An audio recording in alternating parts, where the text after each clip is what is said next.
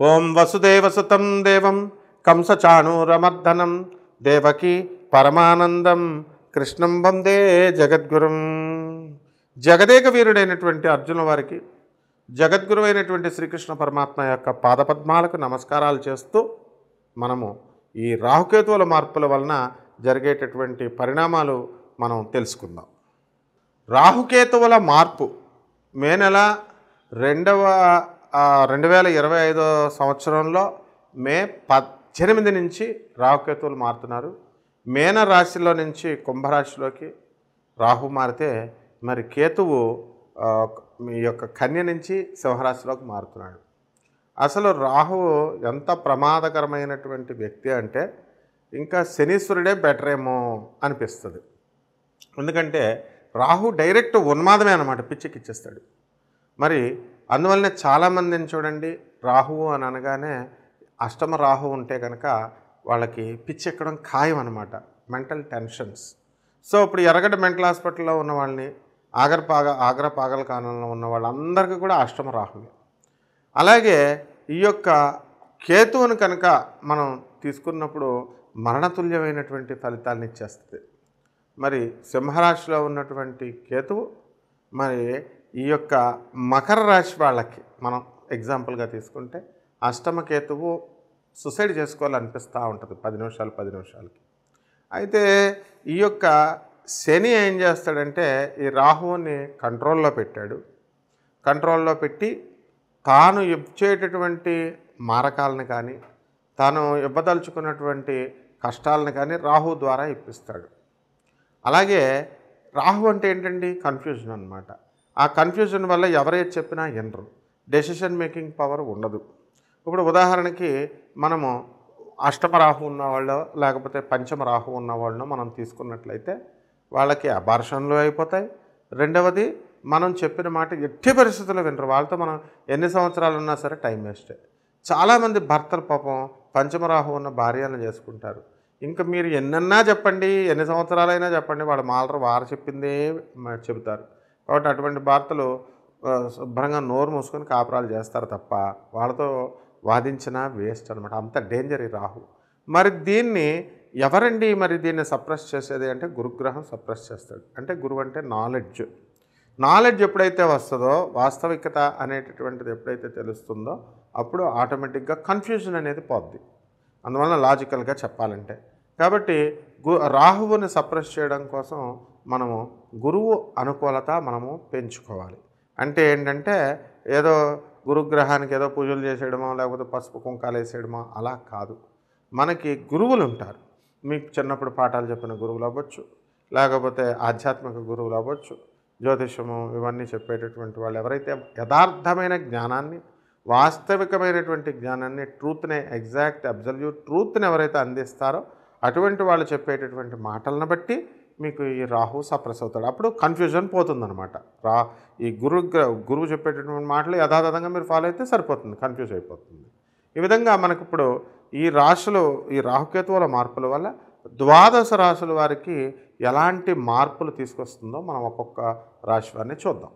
కర్కాటక రాశి. ఈ కర్కాటక రాశి వారికి అందరికీ కూడా మరి మనకి రాహువు అష్టమ రాహుగ్రహం వస్తున్నాడు. దానివల్ల మనకి ఈ మనోవేదన అనేటటువంటిది ఎక్కువగా ఉంటుంది. అయితే పిల్లల విషయంలో మీరు లాస్ట్ ఇయర్ ఎట్టి పరిస్థితుల్లో మా పిల్లలకి సీట్లు రాలేదండి, ఫారిన్ యూనివర్సిటీస్లో మేము అప్లై చేసినప్పుడు మంచి యూనివర్సిటీస్లో సీట్ రాలేదండి, వస్తుందా లేదా అనేటటువంటి బాధతో మీరు 1 ఇయర్ గడపడం అనేటటువంటిది జరిగింది. అయితే దాని తర్వాత మీకు ఇప్పుడు గురుగ్రహ అనుగ్రహం వలన మరి చక్కగా గురువు ఆశీర్వాదం వలన మీకు అక్కడ కాలేజీల్లో సీట్లు అవి రావడం జరిగింది. ఇక వ్యవసాయం చేసేటటువంటి రైతులు ఎవరైతే ఉన్నారో అటువంటి వాళ్ళంతా కూడా పరిస్థితులు బాగా ఉండవు. మరి అప్పులు అనేటటువంటిది ఈ యొక్క రాశివారు రైతులు చేస్తారు. ఈ అప్పులన్నీ కూడా తీరడానికి ఏదో రకమైనటువంటి పరిష్కారాలు వెతకడం ప్రారంభిస్తూ ఉంటారు.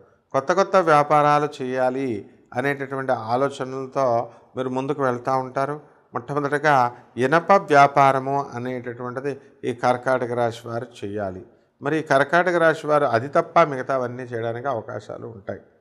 అలాగే పిల్లల్ని కాలేజీల్లో వేయడం, హాస్టల్స్లో వేయడం అనేటటువంటిది మీరు జాగ్రత్తగా జరిగింది. ఈ కర్కాటక రాశి వారంతా కూడా విద్యలలో నెంబర్ 1గా ఉండేటటువంటి వాళ్ళంతా కూడా మరి ఈ స్ట్రైక్స్ వల్ల వీటి వల్ల మరి ఇళ్ళకి రావడం అనేటటువంటిది జరుగుతుంది. అయితే వీళ్ళంతా కూడా చదువులో కాస్త వెనకబడడానికి అవకాశాలు ఉన్నాయి. అయితే ఈ యొక్క కర్కాటక రాశి వారికి మనకి ఈ యొక్క మే 14 తర్వాత గురుడు వ్యయ గురుడు, తర్వాత జన్మగురుడు జరగడం వల్ల అనేకమైనటువంటి మార్పులు వస్తాయి.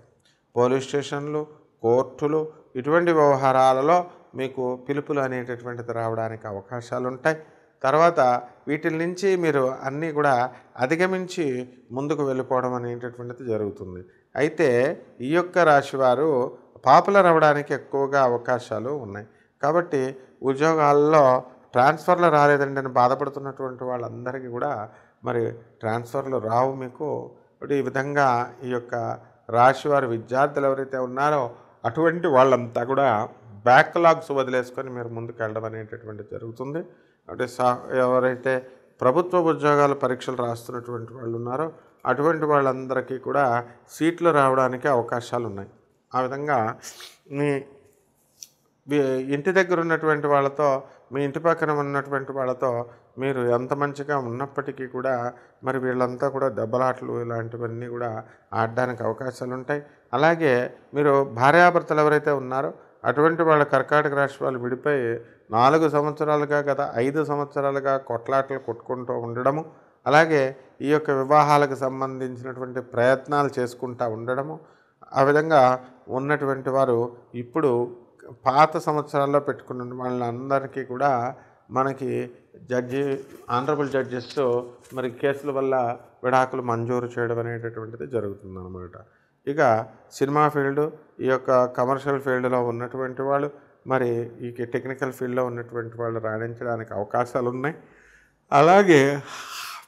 అలాగే సినిమా యాక్టర్లు ఎవరైతే ఉన్నారో అటువంటి వాళ్ళు, మీడియా రంగంలో ఉన్నటువంటి వాళ్ళు, ప్రొడక్షను టెక్నికల్ వింగ్లో ఉన్నటువంటి వాళ్ళంతా కూడా మీకు రాణింపు అనేటటువంటిది మంచిగా వస్తుంది.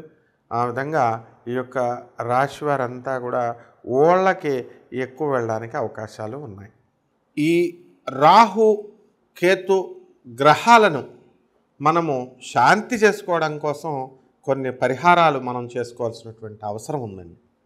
అదేమిటంటే మనకి ఈ యొక్క రాహు జపం చేసుకోవాలా, రాహు స్తోత్రాలు చదువుకోవాలా. రాహుకి కిలోంపావు మినుముల్ని, తర్వాత ఆవు పేడ రంగు ఉన్నటువంటి వస్త్రాలనిచ్చి పేద బ్రాహ్మణులకి మనము శనివారం నాడు ఉదయం 8 గంటలకు దానం చేసుకోవాలి. అలాగే మనకి అశ్వత్థ వృక్షం అంటే రావి వృక్షం ఉంటుంది కదండి, రావి చెట్టు, అది దేవతా వృక్షం అన్నమాట. దానికి బకెట్ నీళ్లు పోసి చక్కగా ఆ యొక్క చెట్టు చుట్టూ కూడా 108 సార్లు మనము ఓం రాహవే నమః, ఓం సింహికా గర్భసంభూతాయ నమః, ఓం రాహవే నమః అంటూ మనము ప్రదక్షిణాలు చేసుకోవాలి. 108 ప్రదక్షిణాలు మనము శనివారం నాడు చేసుకోవాలి. అలాగే దుర్గాదేవి యొక్క బెజవాడ కనకదుర్గమ్మ తల్లి యొక్క పటాన్ని తీసుకొని ఆ పైన ఒక యంత్రాన్ని కానీ లేదా అమ్మవారి పాదాల దగ్గర ఓం హ్రీం దుమ్ దుర్గాయై నమః, ఓం హ్రీం దుమ్ దుర్గాయై నమః అంటూ 108 సార్లు మనము అమ్మవారి యొక్క మంత్రాన్ని జపిస్తూ మనం కుంకుమ అర్చన మనం ఇంట్లో చేసుకోవాలి. ఇక పాయసాన్న ప్రియ త్వక్స్థా పశులోక భయంకరి అన్నారు. మరి ఆ పాయసానాన్ని మీరు నైవేద్యంగా పెట్టాలి. స్నిగ్ధౌజన ప్రియ అన్నారు.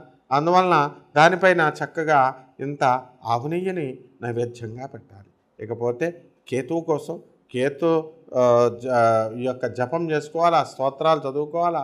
కేతువుకి కిలోంపావు ఉలవల్ని, ఆ తర్వాత అన్ని రంగుల వస్త్రాన్ని ఇచ్చి పేద బ్రాహ్మణులకి మనము ఏం చేయాలండి, సోమవారం నాడు ఉదయం 7 గంటలకి మనము చక్కగా ఈ యొక్క దానం చేసుకోవాలి పేద బ్రాహ్మడికి.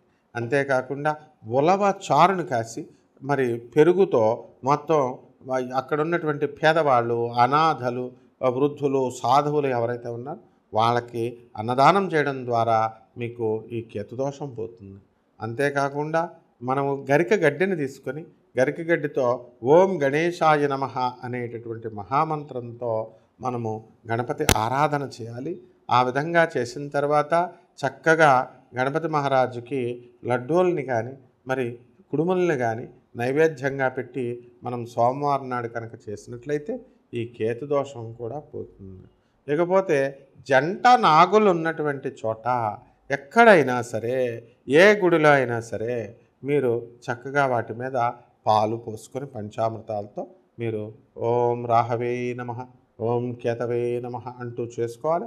అలాగే నీళ్లతో అభిషేకం చేసుకోవచ్చు మీకు మీరుగా. అలాగే ఆ పడగ, ఈ యొక్క జంట నాగుల పడగ ఉంటే ఆ పడగని మీరు ఇంట్లో పెట్టుకొని చక్కగా ప్రతిరోజు కూడా, ముఖ్యంగా సోమవారము శనివారం నాడు ఈ విధంగా అభిషేకం చేసుకోవాలి.